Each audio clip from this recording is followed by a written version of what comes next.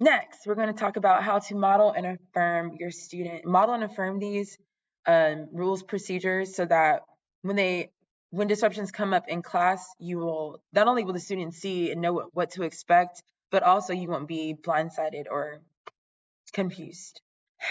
When it comes to classroom management, be patient. Be patient with yourself. Be patient with the students. You are getting to know them just like they are getting to know you. A lot of classroom management disturbances and things that I've seen are from students who typically have something else going on outside of the classroom. It never, very rarely is it personal to the director, but it has to do with what's going on in their own background, their society, their social environment. So be patient with them. No student is alike. So don't treat all of the students the same. If you have a particular student that you notice that you are calling on a lot more, or you have a particular bias or favoritism, try not to do that in the classroom. It is very apparent to your students, but also it does not foster a sense of fairness when it comes to you handing out consequences for misbehavior. Never address misbehavior in front of the class. If you have a student who's all slumped in their chair, they don't want to sing, they're just all the time, use your section leaders. Have the students go. You can have them go off into practice rooms, go off into sectionals. Pull the student to the side. Step out of the classroom for a second. Pull them into your office if that's more feasible. Pull them into a practice room while the rest of the class stays in the main room. But do not embarrass. Do not address. Do not call out that student in front of the classroom. It will make everything worse. And also it puts the student on defense. I have to defend myself, and I have to speak up for myself, and I have to go back and forth with the teacher. Pull the student to the side. Listen first. That is number 3. Listen first.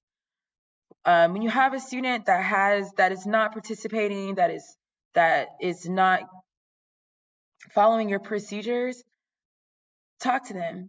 Ask them what's going on. Ask them what's going on at home. Ask them what are they experiencing in your classroom that you may or may not be seeing. Ask them how they can be better engaged. Are they is the repertoire too hard? Is it too easy? I always like to get a good basis, especially if it's a very new student in my classroom. Take your time and listen. After you listen, be fair and firm with your consequences. Yes, I listen to you and I understand that you are going through X, Y, and Z. But as stated at the beginning of the school year, you do understand that if you display this behavior, then this is the consequence. So this is completely understood. It is very, very fair. Also, model to the student how you would like them to behave, or show them or partner them up with someone in the classroom that is a section leader. That could be just a friendly face, or it could be someone who is adapting to course a lot easier, a lot faster than this student is. And give them that buddy or give them that partner. A lot of the times, students, middle school and high school students, they act out or they misbehave because they need some kind of attention. It could be positive affirmation or attention, or they just want someone to look at me for something. And decide when you're listening to the student express themselves what that is, okay? And go from there. So just to recap and review this, be patient when you have a student or you have a student that is not participating in class. Be patient, take a breath, do not scream, do not yell, do not throw music, do any of those things. And also do never ever address them in front of the class or embarrass the student or single them out. You never want to single them out. Listen first, listen to what is going on in their situation, listen to what's going on at home, if they've been in chorus before, if this is their first time. Are they self-conscious about their voice or their body or just singing around others? So listen and address what you're hearing and what you're listening to. Be fair and firm in the consequences that you choose. I always like to contact and contact the parents and let them know I'm having this discussion and these are the behaviors that I'm seeing.